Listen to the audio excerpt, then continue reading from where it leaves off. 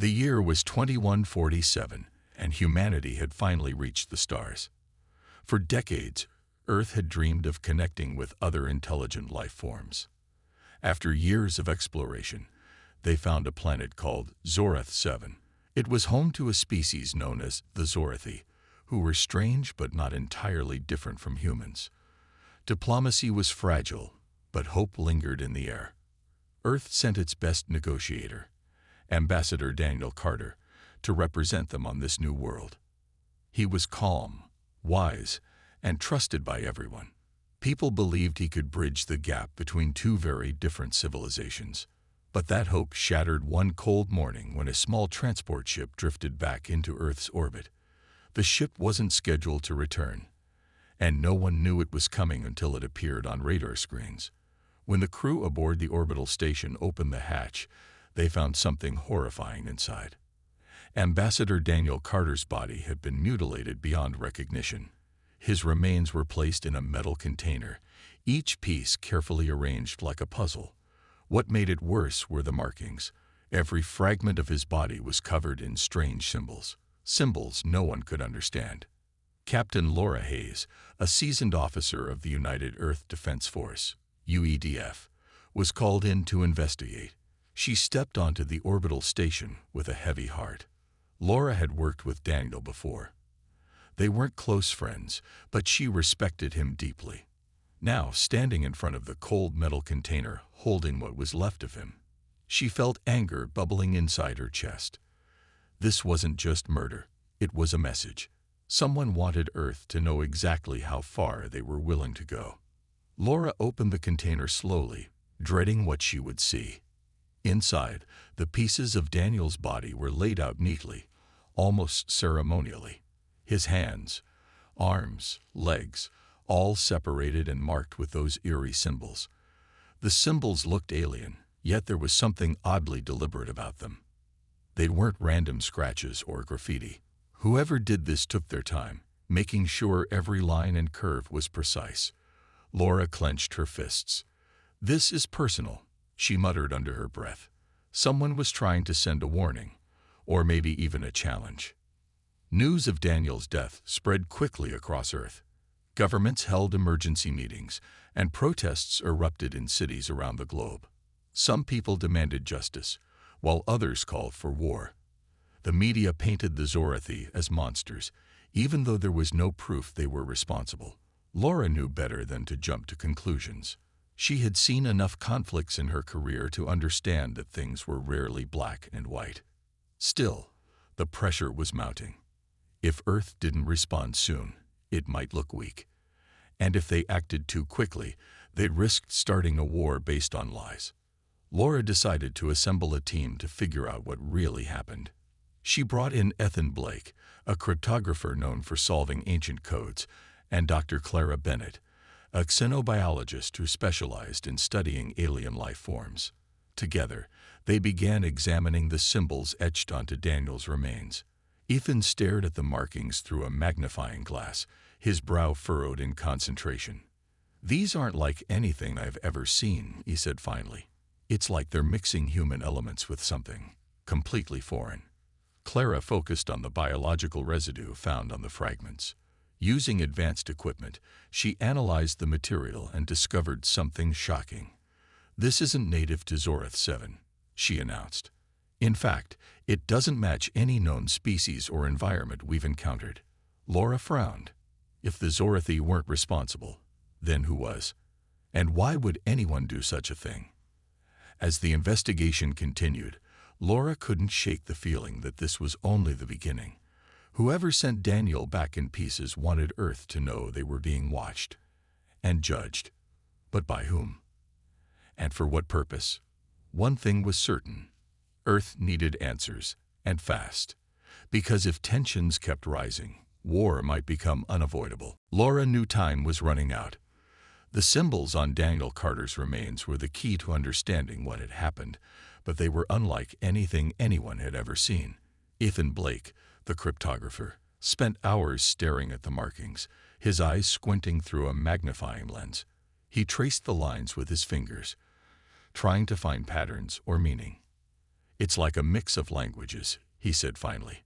"Some parts remind me of ancient human writing, but other parts, they're completely alien." Dr. Clara Bennett worked alongside him, focusing on the biological residue found on the fragments. She ran test after test, feeding data into her computer. Her expression grew more serious with each result. "This material isn't from Zorath 7, she confirmed. "And it doesn't match any known substance in our databases. Whoever did this used tools and methods far beyond what we've encountered before." Laura listened carefully, her mind racing. If the Zorathi weren't responsible, then who or what was? The team decided to focus their efforts on decoding the symbols. Ethan believed that if they could understand the message, they might uncover the truth about Daniel's death. He divided the markings into smaller sections, analyzing each one individually. Days passed, and progress was slow. Just when frustration began to creep in, Ethan noticed something. "Wait a second," he said, pointing to a cluster of symbols. "These look familiar. They're similar to an old Earth language, but twisted somehow, like someone combined it with something else." Clara leaned over his shoulder, studying the symbols closely. "You think it's intentional?" she asked. Ethan nodded. "Definitely.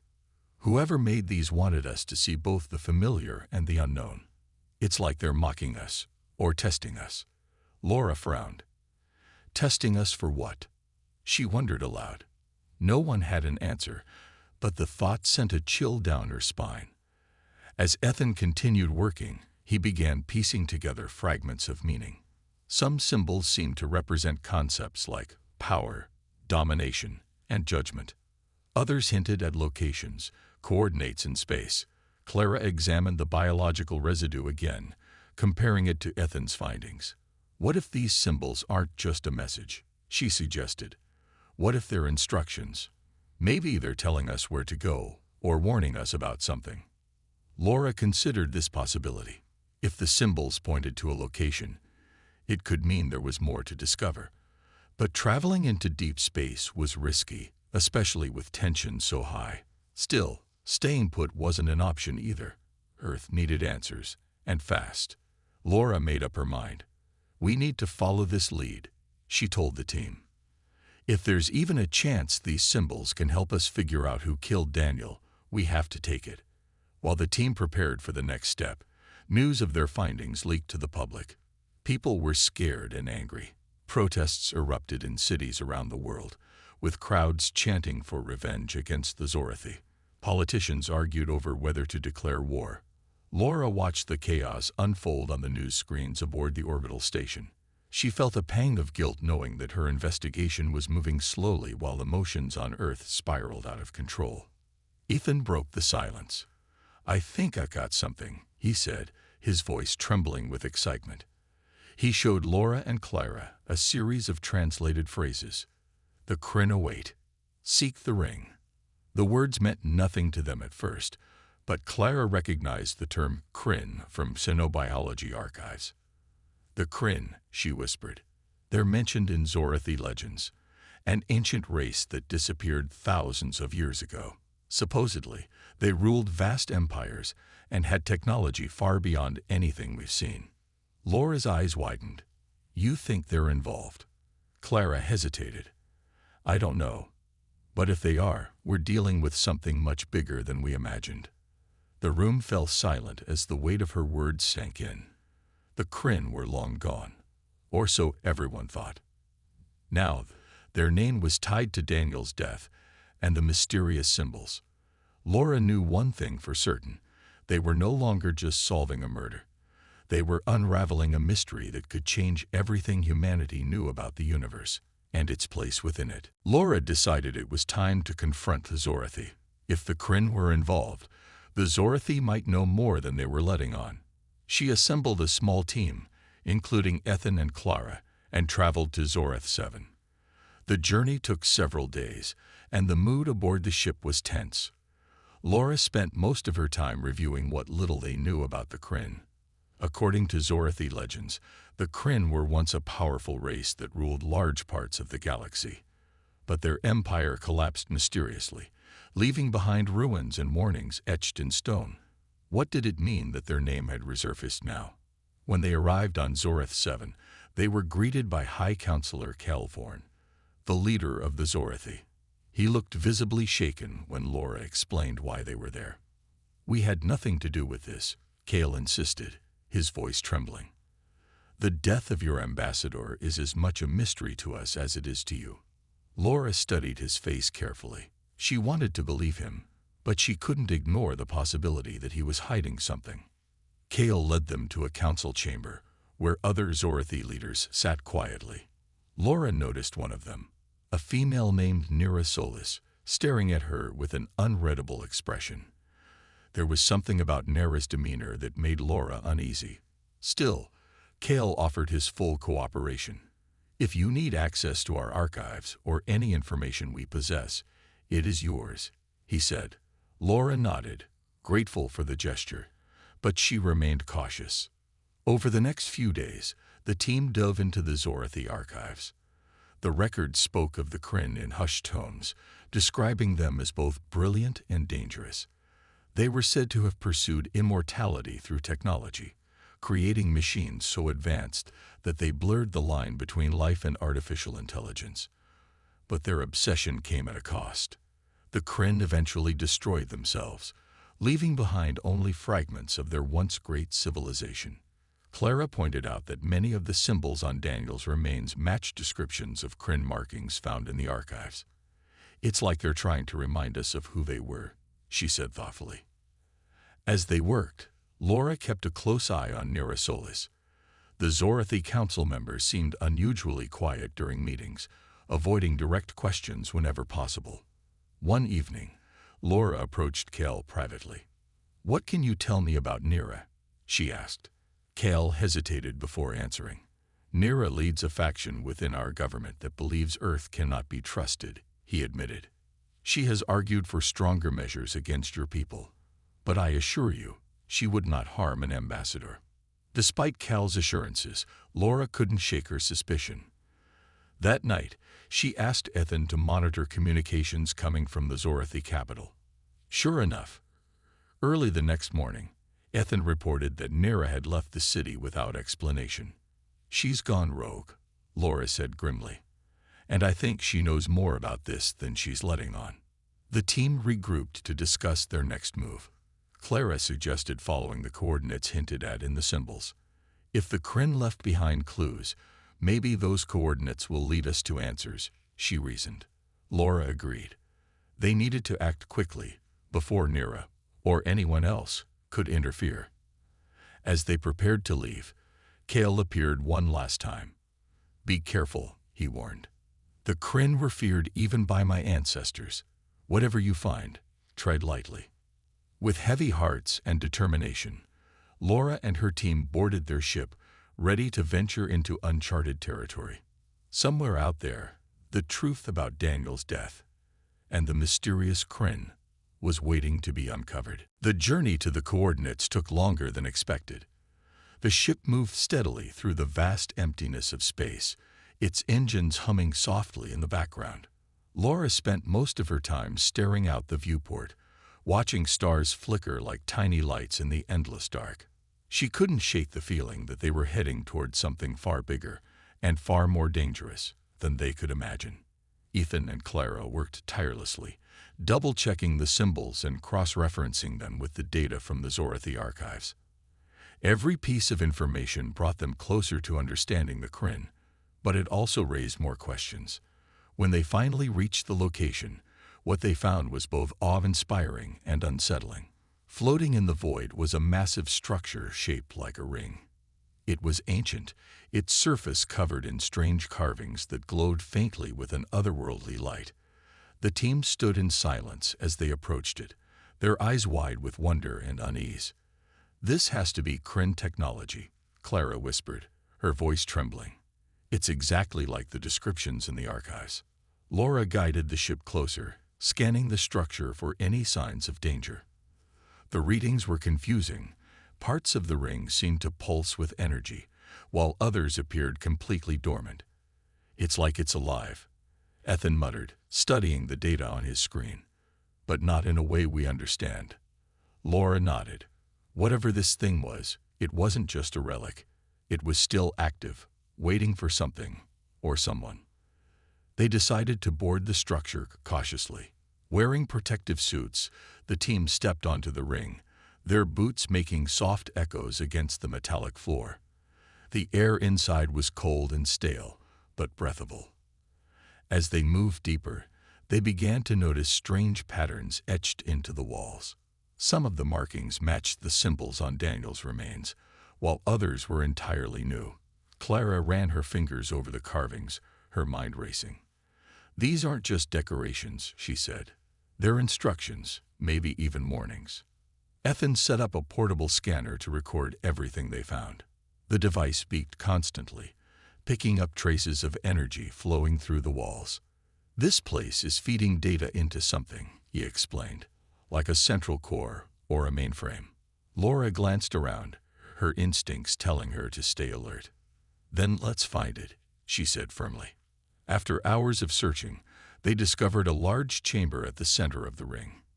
Inside was a massive machine, its surface covered in glowing circuits and panels. In the middle of the room floated a sphere of light, pulsating rhythmically like a heartbeat. Clara stared at it in disbelief. This might be the Kryn themselves," she said slowly. "If they became digital beings, this could be their consciousness, a kind of artificial afterlife." Ethan approached the machine carefully, examining the panels. "There's data here," he said. "It's encrypted, but I think I can decode it." As he worked, the sphere of light began to change. Its glow grew brighter, and strange images started appearing within it. Visions of planets, civilizations, and wars. Laura felt a chill run down her spine. "It's showing us their history," she realized. "Everything they did, and everything that led to their downfall." Clara frowned as she studied the images. "Look at this," she said, pointing to a scene of destruction. "They didn't just destroy themselves. They wiped out entire worlds trying to achieve immortality. Their technology consumed everything it touched." Ethan paused, his hands hovering over the panel. "So why bring us here?" he asked. "What do they want from us?" Before anyone could answer, the machine emitted a loud hum. The sphere of light expanded, filling the room with blinding brightness. Laura shielded her eyes, shouting for everyone to back away. When the light faded, a single message appeared on the wall in glowing letters. Asterisk, "Prove yourselves worthy, or perish." Asterisk. The team exchanged worried glances. They had uncovered the truth about the Kryn, but now they faced a choice. Were they ready to face the challenge ahead? Or would this ancient civilization decide that humanity wasn't worth saving? Before they could process the message, alarms blared inside the chamber. The sphere of light pulsed faster, its glow growing brighter and more intense. Laura shouted for everyone to move, but before they could react, a familiar voice echoed through the room. "You shouldn't have come here," it said coldly. The team turned to see Nira Solis standing at the entrance, flanked by a group of armed Zorathi soldiers. Her expression was hard, her eyes filled with determination. "What are you doing here?" Laura demanded, stepping forward cautiously. Nira ignored her question and walked toward the glowing sphere. "This is what we've been searching for," she said, her voice tinged with awe. "The Kryn offer us power, true power. They can show us how to transcend our limits just as they did." Ethan shook his head in disbelief. "You don't understand," he said. "The Kryn destroyed themselves. Their technology consumed everything. If you activate this, you'll doom us all." Nira smirked, clearly unconvinced. "That's fear talking," she replied. "Fear of change. Earth doesn't deserve to survive if they're too weak to evolve." She turned to her soldiers, giving them a sharp nod. "Secure the humans," she ordered. "I'll handle the rest." The soldiers raised their weapons, forcing Laura, Ethan, and Clara to back away from the machine. Laura knew they couldn't let Nira activate the sphere. Whatever it wasn't just a gift, it was a test. And failing that test meant destruction. As the soldiers closed in, Laura glanced at Ethan and Clara. Without speaking, They understood what needed to be done. While Clara distracted the soldiers by pointing out false readings on her scanner, Laura lunged at Nira, tackling her to the ground. The two women struggled fiercely, each fighting for control. Ethan scrambled toward the machine, his hands moving quickly over the panels. He had to disable it before Nira could trigger whatever was inside. The sphere pulsed violently, its light flickering as if responding to his actions. "Hurry!" Clara shouted, dodging one of the soldiers. Ethan worked frantically, sweat dripping down his face. Finally, he found the sequence he needed, a series of commands buried deep within the system. With a final keystroke, he initiated a shutdown. The sphere dimmed instantly, its glow fading into darkness. The entire structure began to tremble, chunks of debris falling from the ceiling. "We need to get out of here," Laura yelled, still grappling with Nira. But Nira refused to budge. "You're making a mistake," she screamed, her voice filled with desperation. "The Kryn could have given us everything." Laura tightened her grip, pulling Nira to her feet. "Not if it costs us our humanity," she shot back. With no time to argue further, Laura dragged Nira toward the exit. Ethan and Clara were already running ahead, dodging falling debris as the ring began to collapse. They reached the ship just as the structure crumbled behind them, swallowed by the void of space. Once aboard, Laura locked Nira in a holding cell, ensuring she couldn't cause any more trouble. Back in the safety of the ship, the team sat in silence, catching their breath. The mission had been a success. They had stopped Nira and prevented the Kryn's dangerous technology from being unleashed. But none of them felt triumphant. The encounter left them shaken, reminding them of how easily power could corrupt even the best intentions. As the ship drifted away from the ruins of the ring, Laura stared out the viewport once more. She thought about the Kryn and their tragic fate. Were they truly gone, or did some part of them still exist within that machine? And what would happen if others discovered their secrets? One thing was certain: humanity had narrowly avoided disaster. But the universe was full of dangers they couldn't yet comprehend. The journey back to Earth was long and quiet. Laura spent most of her time alone, staring out the viewport at the endless expanse of space. Her mind replayed the events on the Kryn ring over and over again. She couldn't stop thinking about Nira's words. The Kryn could have given us everything. What did that mean? Was it possible the Kryn really had answers, solutions to problems humanity couldn't solve on its own? Or was Nira right about one thing, that their technology was too dangerous to trust? Ethan and Clara tried to stay busy, analyzing the data they had collected from the ring. The machine's systems were complex, far beyond anything they had seen before. Ethan managed to decode fragments of information, revealing glimpses of the Kryn's history. They had been brilliant but reckless, obsessed with transcending their physical forms. Their pursuit of immortality led them to create machines so advanced that they consumed entire civilizations.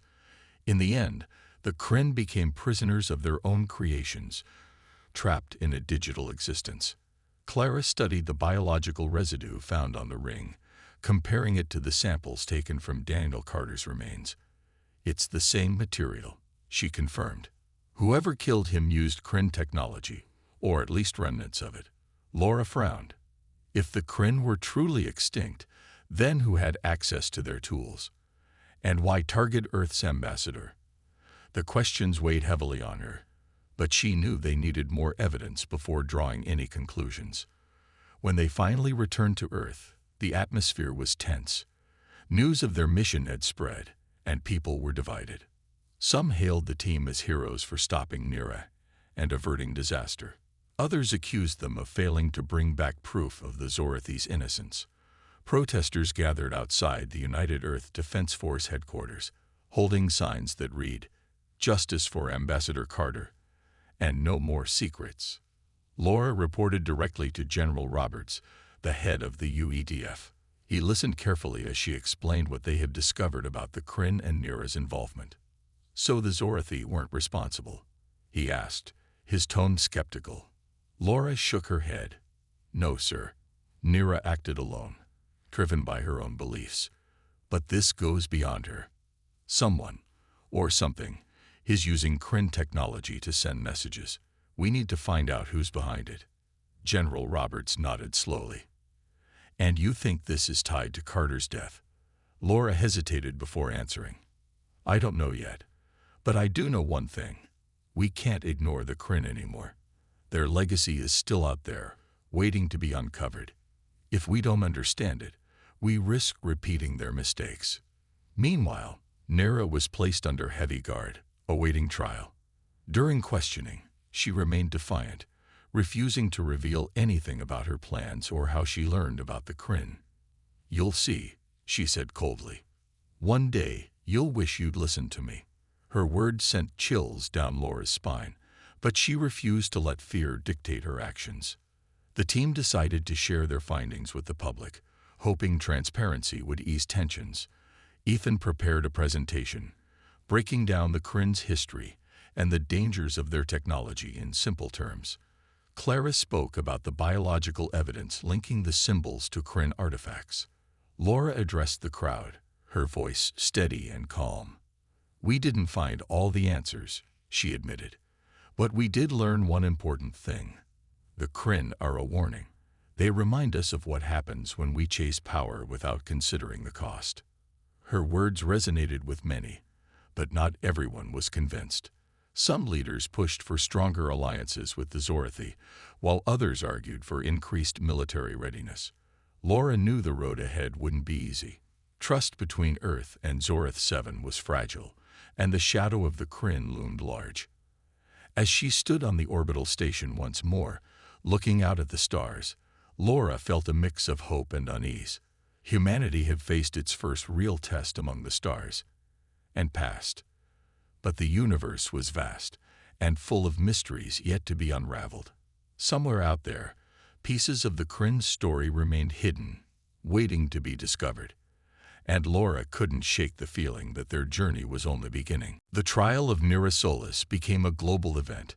News outlets broadcasted every moment, dissecting her words and actions for clues about the Kryn and their mysterious technology. Nera remained unapologetic, her defiance unwavering. During one heated exchange, she leaned forward in her seat and stared directly into the camera. You think locking me up will stop what's coming? She sneered. The Kryn chose Earth for a reason. You're being tested, and you're failing. Her statement sent shockwaves through the world. People debated endlessly about what it meant to be tested by an ancient, extinct civilization. Some argued that humanity should embrace the Kryn's knowledge, while others believed it was too dangerous to pursue.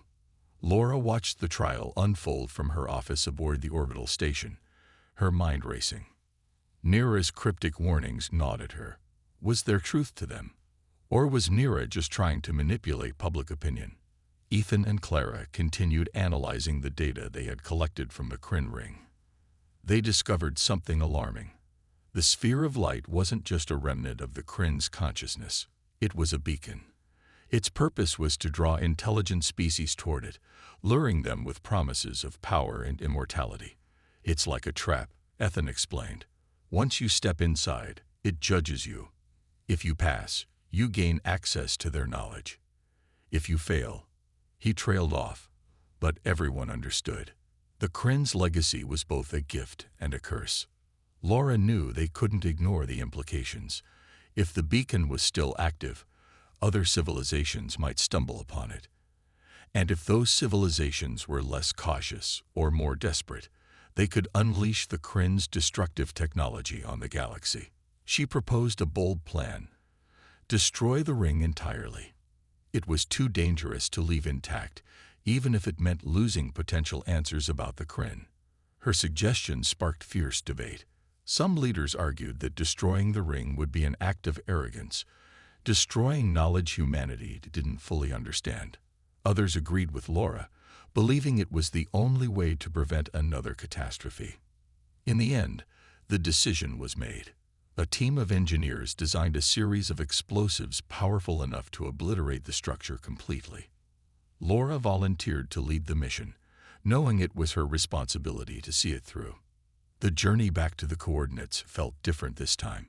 The ship was quieter, the weight of their task hanging over everyone. When they arrived, the ring was exactly as they had left it, silent and ominous. Laura gave the order to plant the explosives carefully, ensuring the entire structure would collapse without leaving any trace behind. As the team worked, Ethan couldn't help but glance at the glowing sphere one last time. "Do you think they're really gone?" he asked softly. Laura shook her head. "I don't know, but we can't take the risk." Once the charges were set, the team boarded the ship and moved to a safe distance. Laura hesitated before giving the final command. For a brief moment, she wondered if they were making a mistake, if there was still something valuable to learn. But then she remembered Daniel Carter's mutilated remains and Nira's chilling warnings. With a deep breath, she pressed the button.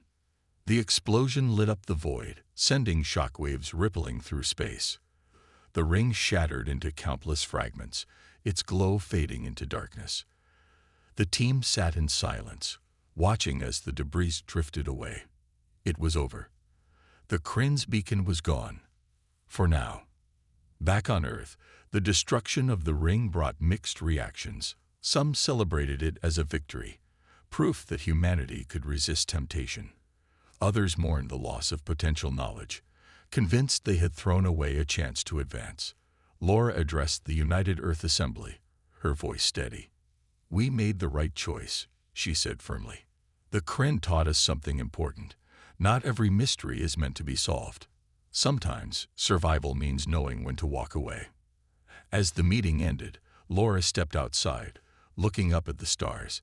She felt a strange mix of relief and sadness.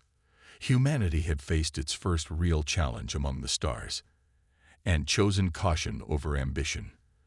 But the universe was vast, and the Kryn weren't the only secrets waiting to be uncovered. Somewhere out there, new mysteries and new dangers were lurking, and Laura knew Earth would have to face them soon enough. Months passed after the destruction of the Kryn ring, but its shadow lingered. The world slowly returned to a sense of normalcy, though the scars of the incident remained.